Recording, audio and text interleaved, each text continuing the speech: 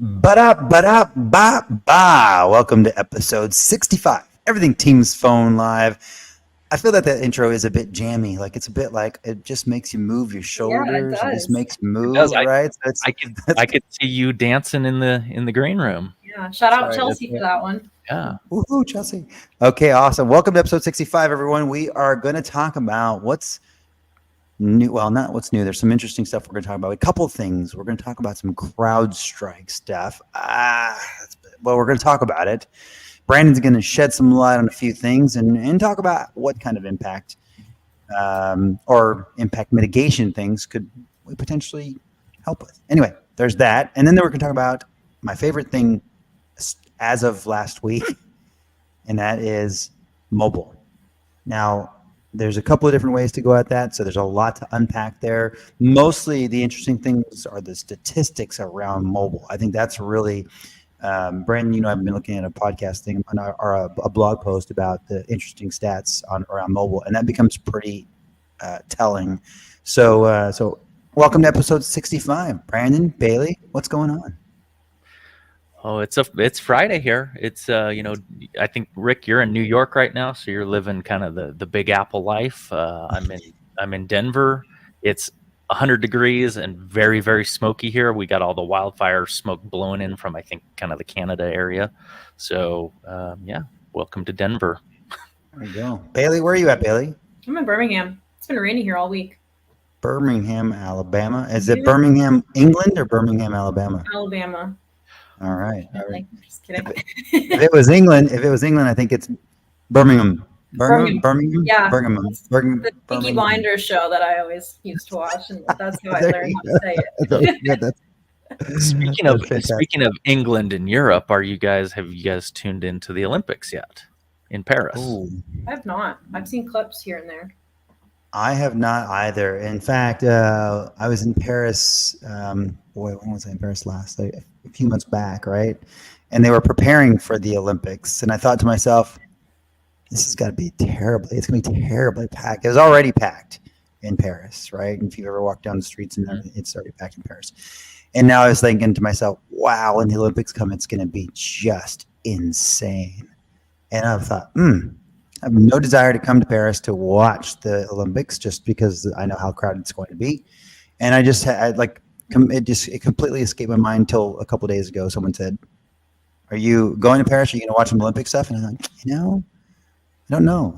There's a lot of sports that I'm interested in. I think it's interesting, and sometimes I carve out time to watch it, but mostly I don't.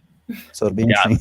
I kind of have a confession. I have, for my entire life, I've never been that drawn to the Summer Olympics. I like summer sports, but for some reason, I'm a big ski person. I've grown up in the Rocky Mountains my whole life and lived in the Rocky Mountain area my whole life. Big skier. So Winter Olympics has always been the draw for me, is lots of competitive skiing stuff to watch versus, I don't know, Summer Olympics has just never been that big of a draw for me.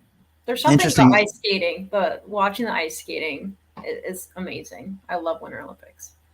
That's pretty cool, the ice skating piece. The last, this is going to be crazy because the last Olympic show or Olympic thing I watched was, I think it was when it was it in Whistler? No, where was it at? And it was a guy that had kind of the big red hair that was a snowboarder, and he was doing that like that. Yeah, he was doing the half pipe stuff, and that was like he was doing like some 9 revolution or 7. It was just and you're just going like, yeah, what?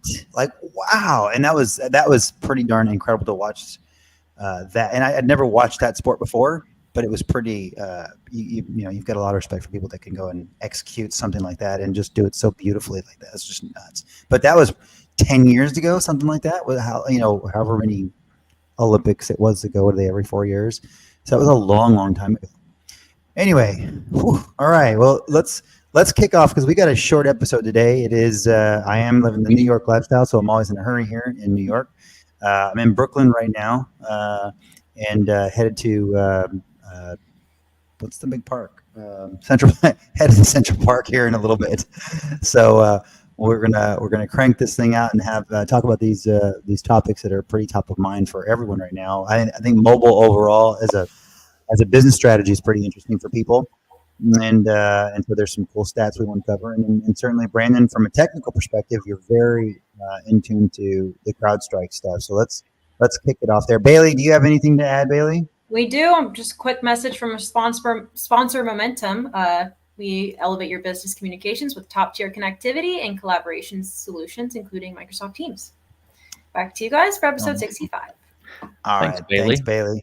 One thing, Brandon, that's pretty interesting. I know she just put that out there, but the Momentum thing, the amount of capacity that Momentum has tied to Microsoft from a connectivity perspective is crazy. I think you're part of the technical organization, Brandon. So is it like something like 400 gig circuits, and we're something like the third largest Azure Express Route provider in the world, and then the largest Express Route provider plus Operator Connect provider in the world?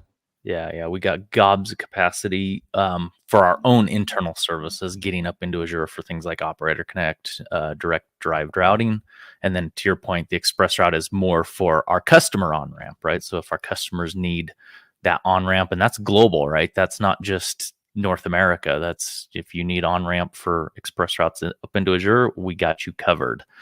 In fact, I think we're going to be working on a little more expansion to this global network coverage tab that people might see on our website now, where we start to show not just our voice global coverage, but also our network coverage, which could include the Azure footprint. Bailey's probably taking notes in the green room now. Wink, wink. That's exciting stuff. Okay, all right, let's kick things off, Brandon. Why don't we start with the? Go ahead. What do you got? I was going to say start with the technical stuff, man. Let's dive into. Obviously this is top of mind probably, and it's probably you and I have socialized like this might be a fresh, sensitive topic for some people, and that's the CrowdStrike issue that struck us last week. Didn't strike Momentum specifically. We were fortunate enough not to be impacted by it. But there were, according to reports, there were some 8.5 million computers and systems affected by this, both desktop computers, laptops, and even servers up in data centers and in public cloud. But before we get into it, Bailey might have to edit this for future publication. I'm going to put something up, and it's got a registered trademark name in it. But I found it kind of, lighthearted. The CrowdStrike issue was pretty serious, and I know a lot of people went through, sleepless nights getting it back up. But I'm going to share this on my screen, and it can get edited out later if it needs to. But I found it kind of, like issues happen, and they're not meant to be taken lightly. But I think you come out the other side and you can learn things from it. And that's what we want to talk about today is what can corporations, what can enterprises learn from this? But, as far as what happened, everyone's aware that when CrowdStrike hit, the blue screen of death in Windows hit. And I saw this on, I was just kind of following the events on LinkedIn, and I saw this and I thought, I don't even know if this is actual marketing from this company. Maybe someone just created it, but if it truly is their marketing, it's kind of genius. Like, looks like I think it's brilliant. So it's time for you to have a break. Like, like break me off a bar, right? Yeah, give me a break. I love that. I just wanted to share that because I think, at the end of the day, I'm not trying to make light of the situation, but I think, life happens, and it's how you embrace it going forward that I think is more important. So I'm trying to find a reason to smile through this. I think that was that's a good sort of a good segue. I think that's fantastic marketing, and I think that is it is. It's brilliant marketing. Actually, is what that is. And but it could be too soon. It just could be too soon. That's what I'm thinking. It could be too soon. Go ahead. But I was following on LinkedIn, kind of the events, and again, what we're talking about today is we're not getting into the details of everything that went on with CrowdStrike, and we're not here to point fingers, right? I was on LinkedIn last week. I guess I'd call it a bloodbath, right? There was finger pointing going every direction. I'm not going to get into that game. I don't think that's something we need to take a position on. I think what's important to talk about is, this can happen to anyone, right? It happens to be CrowdStrike today. It could be anybody tomorrow. And so, in the order of event, CrowdStrike sends out this update to all of these endpoints. It corrupts a file, or it does something to a file in the kernel level. So when operating systems are trying to boot, it hits this error file and it blue screen of deaths these computers. And, without getting into a lot of details, essentially, that stops all operation, right? If you can't get on your computer, you can't power it up. How do you get to all of your applications that you work out of? And from our perspective, right, we're everything Teams Phone Live, right? So we're all about communication and collaboration. So let's kind of unpack what that does to an enterprise. If you're deploying, the beautiful thing about Teams is it's kind of this all-in-one desktop application.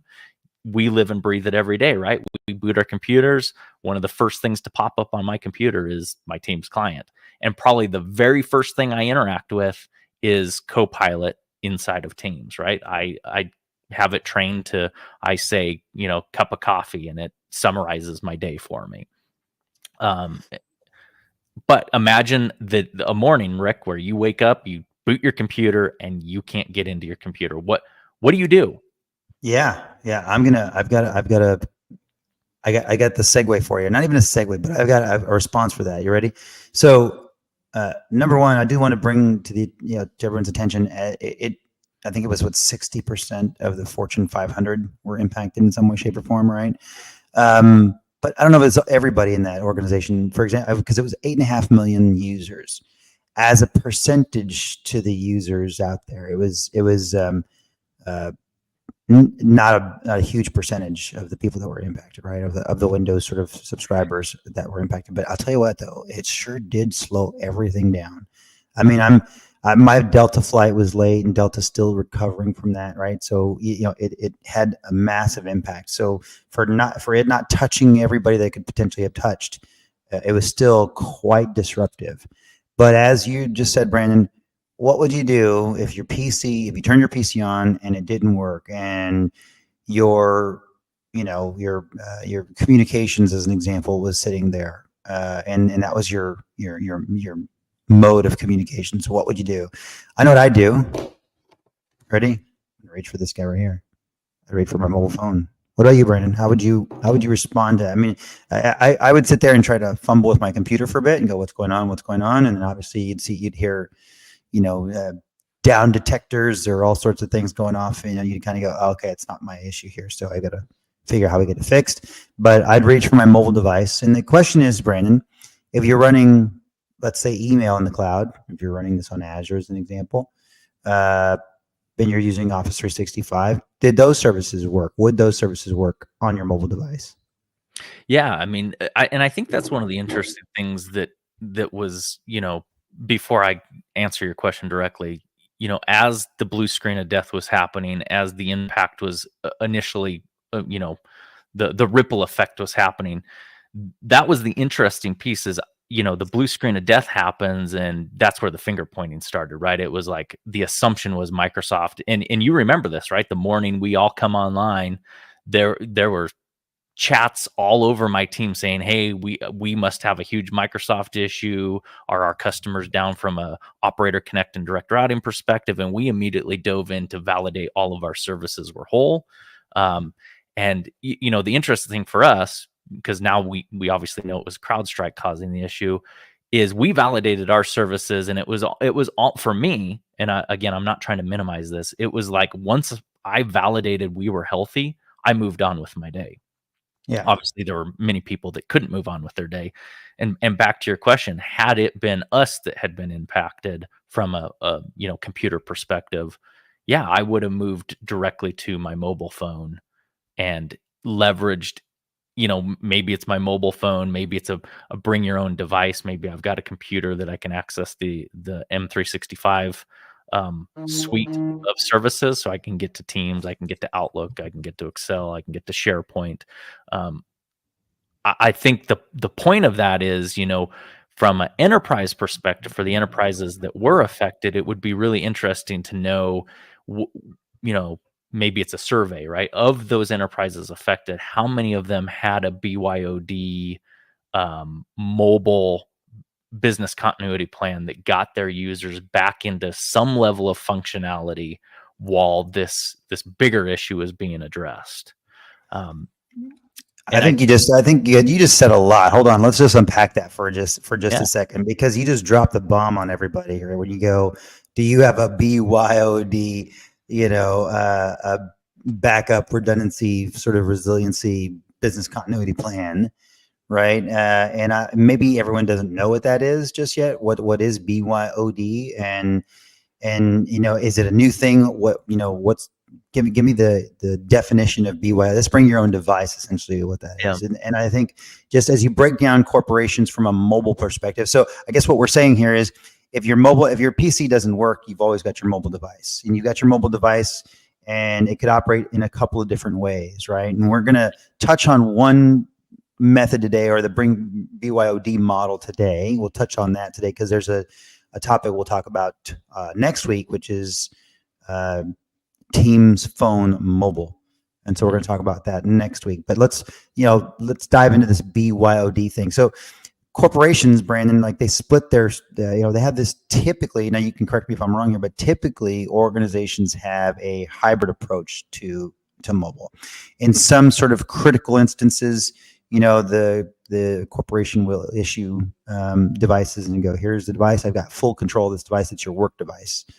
And the other model is the BYOD. I take my Android into my office and I stick my email on there and I stick some other applications on there, and it's my work and personal device, and I use that in my organization. So that hybrid approach is a combination of both of those things. So Brandon, I mean, after CrowdStrike, let's just say post, CrowdStrike, do you see full corporate sort of, mobile being distributed? Do you see BYOD growing? Both of those growing? Is the hybrid still going to be kind of the thing? And this, we've got some stats on this that we're going to share because it is staggering how big that industry is. So any thoughts on that, Brandon? What do you think? Is it still hybrid? Is it more corporate? Yeah, I think the preference in today's market, and it's really about that cost savings from a corporate perspective, right? There's obviously, depending on the sector that you live in, right? If there's high regulatory requirements around compliance and very strict security posturing, there would be probably a big need for the corporate issued device, even as a mobile device that the company has full managed governance over, so that they can control everything about that device. I think there's always going to be a need for that, and I think as security becomes more and more the forefront topic for every solution, maybe that corporate device demand starts to grow in the marketplace. I can't say that for sure. I think there's studies that may indicate that. But from a bring your own device perspective, I think it's kind of the preferred method for corporations that don't want to spend a whole bunch of money on that mobile device for every employee. So what they're going to do is they're going to take the preferred approach of, I bring my mobile device and I allow what's called a work profile to be set up on my mobile device, and that profile is kind of a little virtual, call it a little virtual operating system on my device. So if it's Apple or if it's Android, think of it as just another kind of OS sitting there that's segmented out, and the company can control and manage that profile without touching your personal profile. I think there's still, this has been around for quite a while, but I think there's still these studies that show that a lot of employees still have trust issues with this bring your own device. Like, oh, if I let the company actually connect to my mobile phone to set up this this work profile, I still feel like they can gain access into my personal phone, meaning they can see my photos, my text messages, all that stuff. Right, so I think enterprises need to do a better job of proving that can't be done.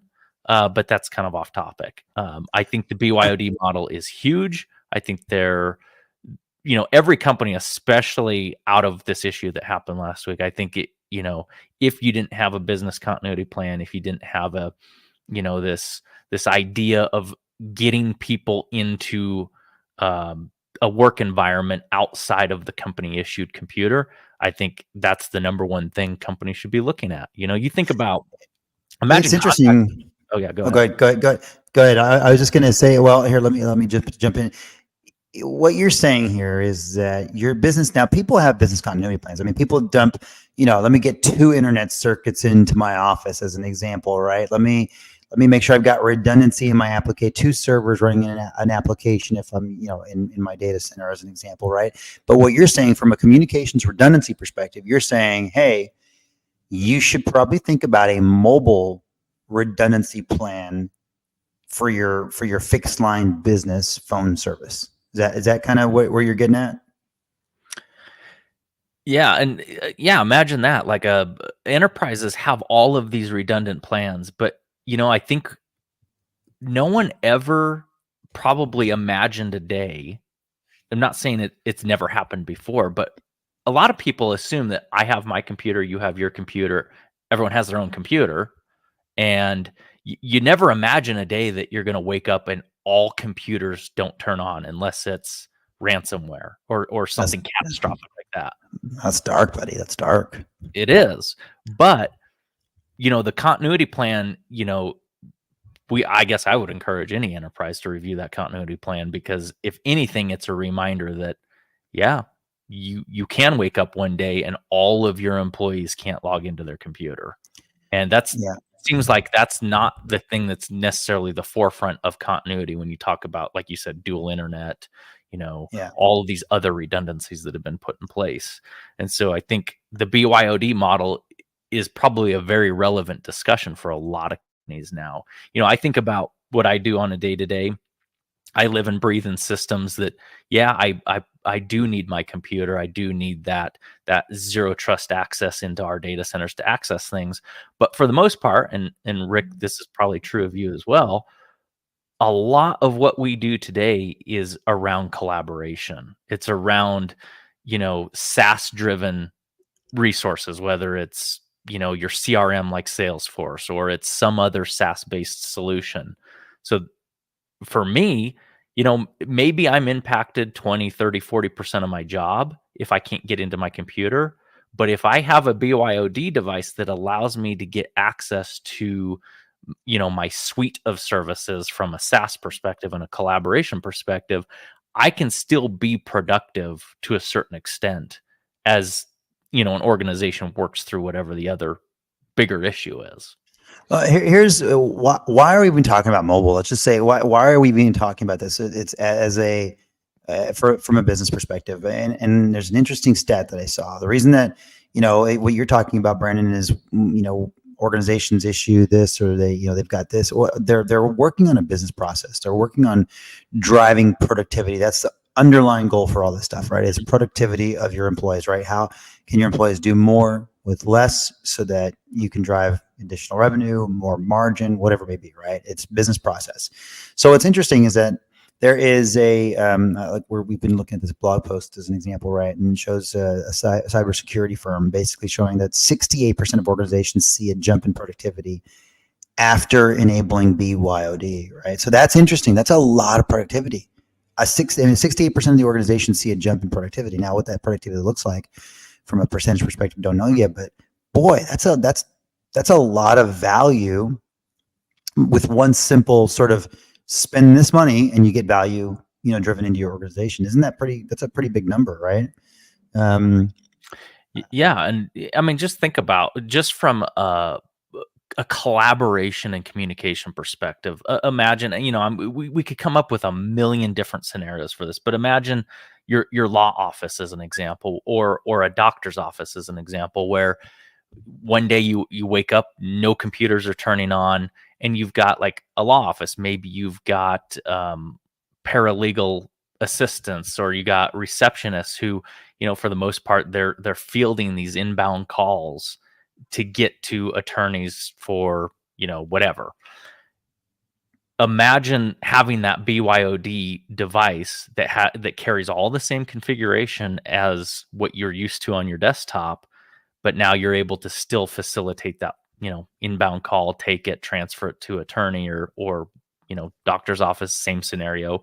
Obviously, there's still some impact in that maybe you can't get to certain systems, but you can still keep the business flowing for some of your customers, and you can continue that collaboration within your organization to make sure that, you're not just sitting idle and watching revenue, not come through the door.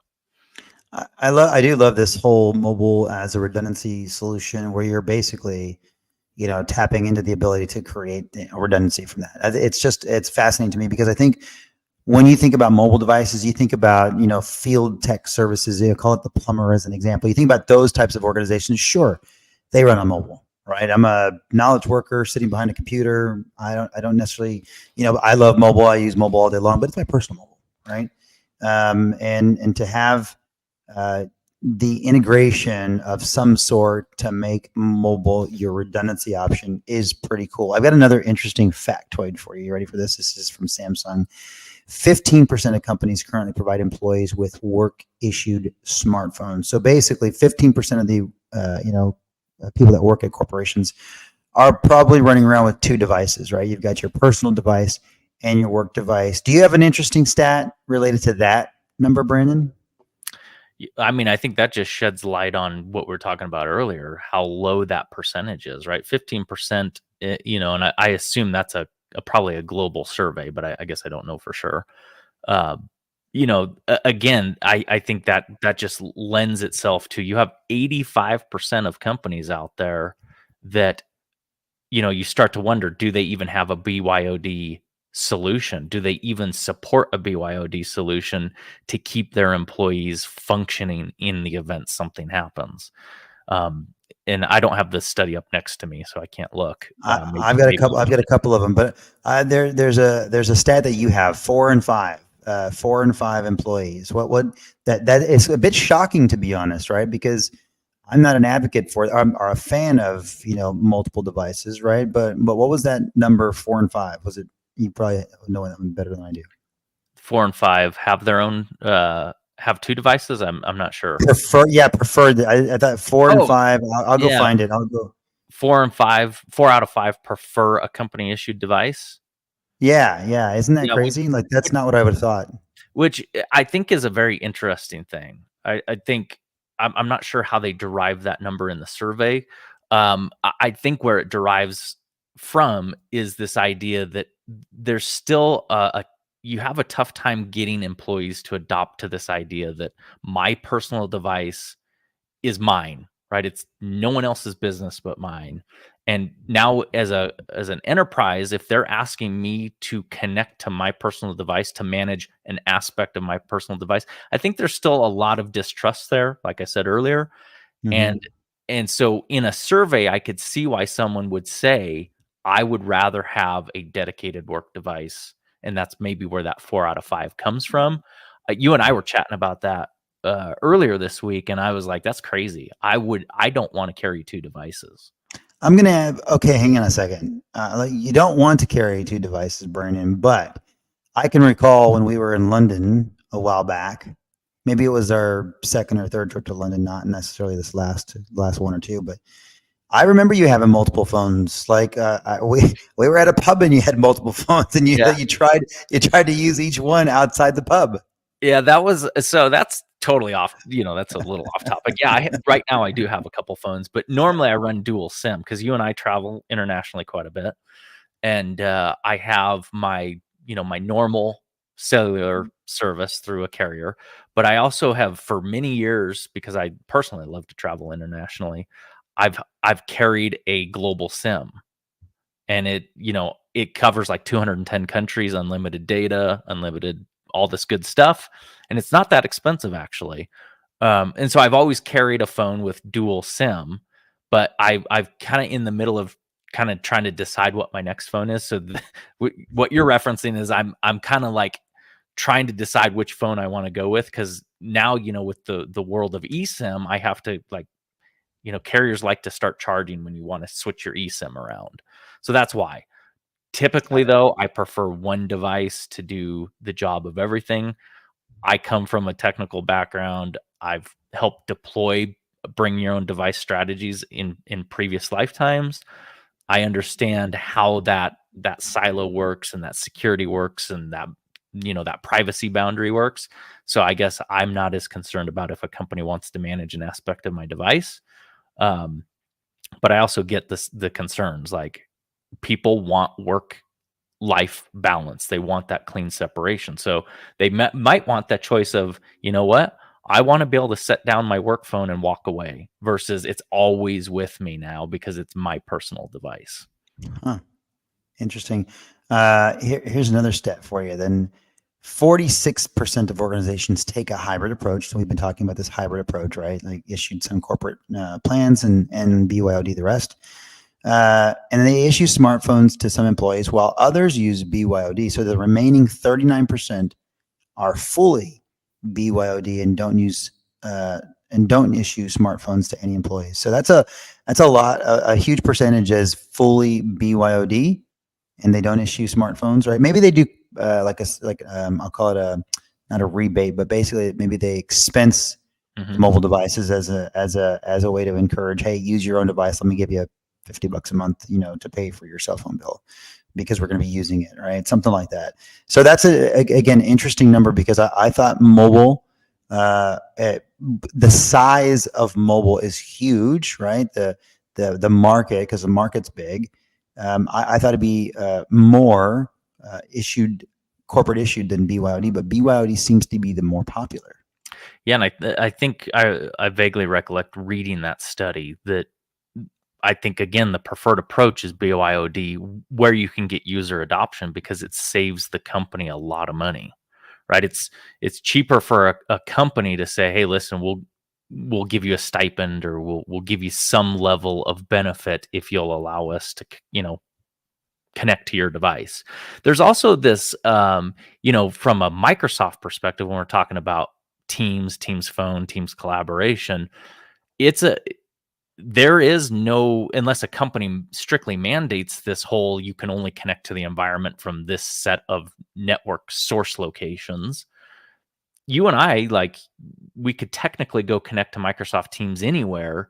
And there's no, there's not necessarily this company aspect where they're connecting and managing my phone. I'm just connecting natively to Teams and I can access things.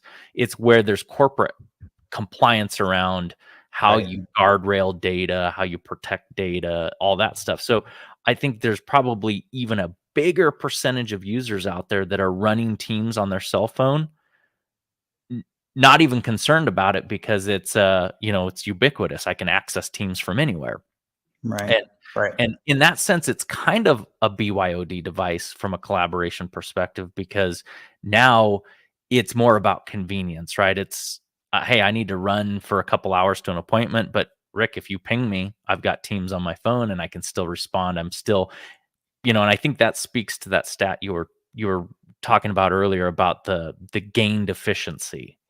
Yeah. Right. Yeah. Where people are now working without feeling like they're strapped to a desk or they feel like they have to sit and put in the hours, right? They're, just last night I was just lounging around towards the end of the day and one of our developers pings me with a question and I see it on my phone and I respond, right? So there's productivity there, even though my mind is not correlating it. Yeah. Yeah. I love that because, let me give you another example.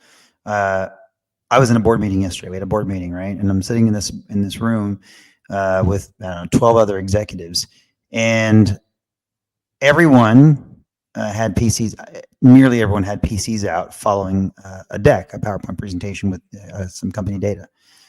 One person had like a little kickstand for their mobile device, and just had their mobile device kind of kickstand in front of them, and was following everything on their mobile device.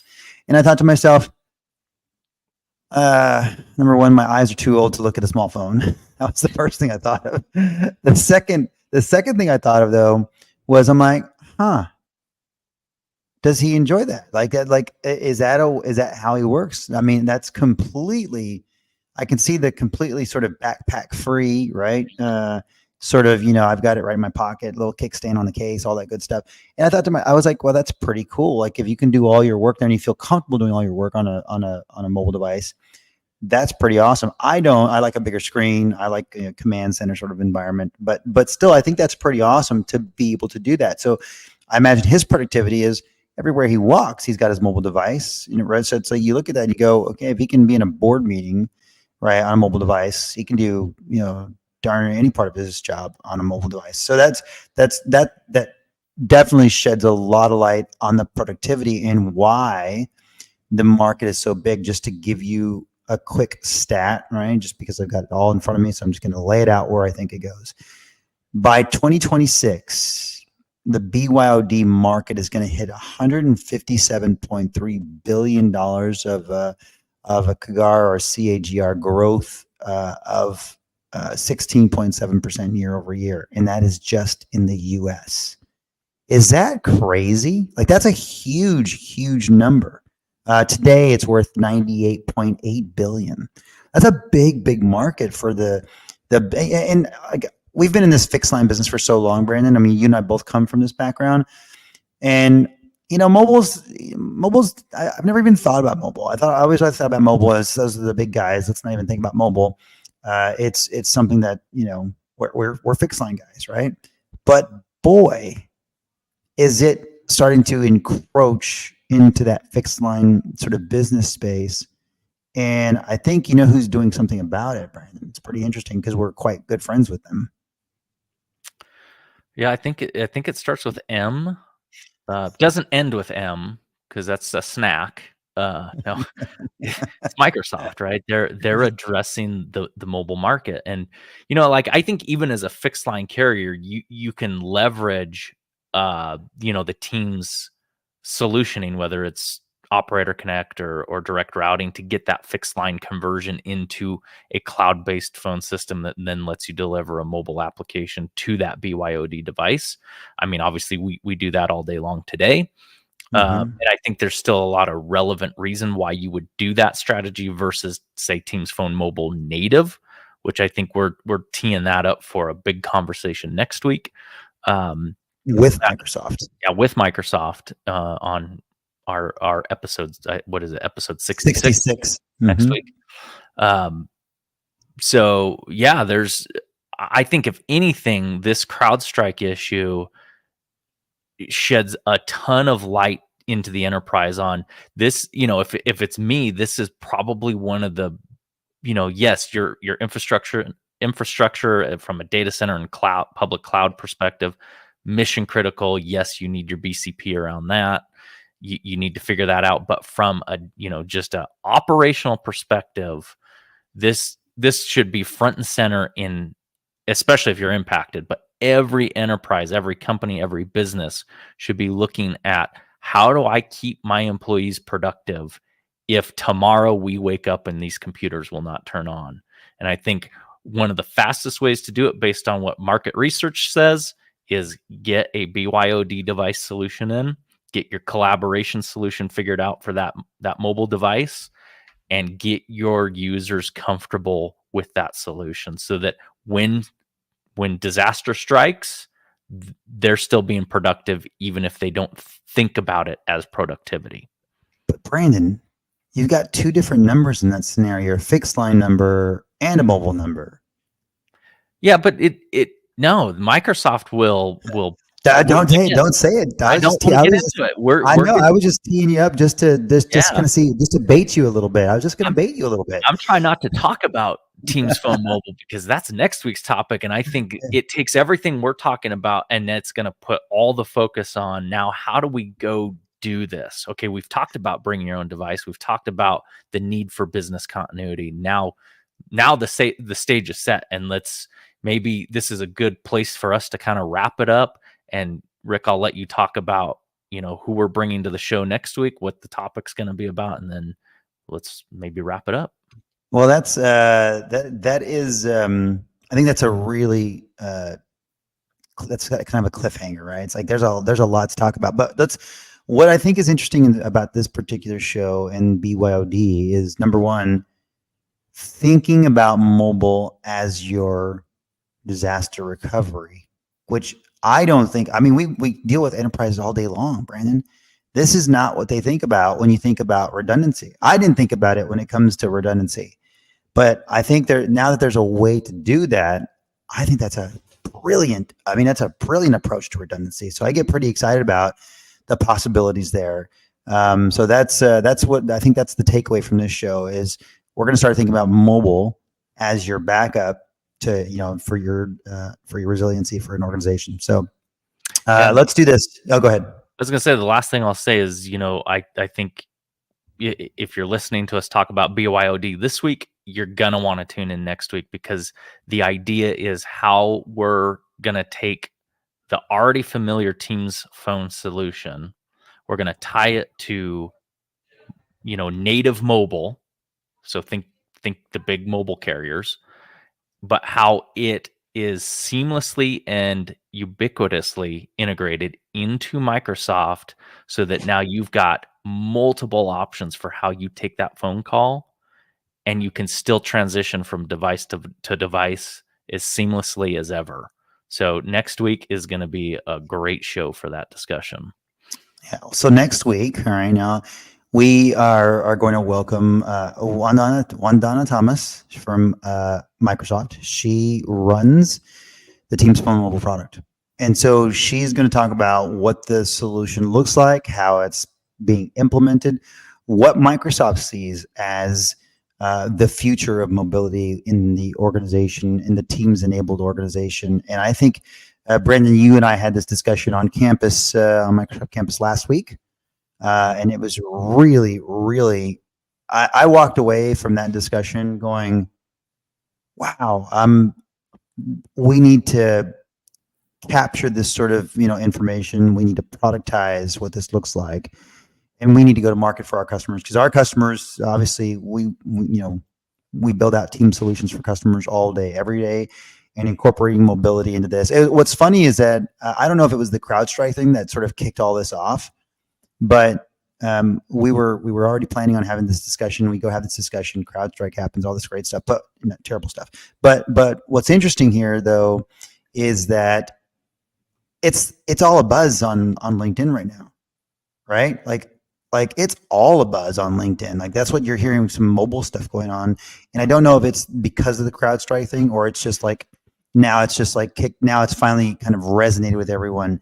Here's how mobile could be used. So I don't know. It's pretty interesting. Next week's going to be very exciting. Episode 66 of Everything Teams Phone Live with Wandana Thomas from Microsoft on Teams Phone Mobile.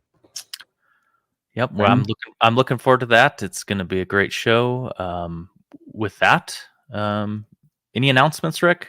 None that I can think of at this time. No, just the 66. I'm super excited about that show because, again, mobile's been top of mind here. So there's a lot going on in the space. We've got a few announcements, but we're going to save those for next week, just as we reveal some product development stuff for momentum in the ecosystem for Microsoft. So I think that's all we've got today. That is the wrap, episode 65, done and done. It's CrowdStrike / mobile.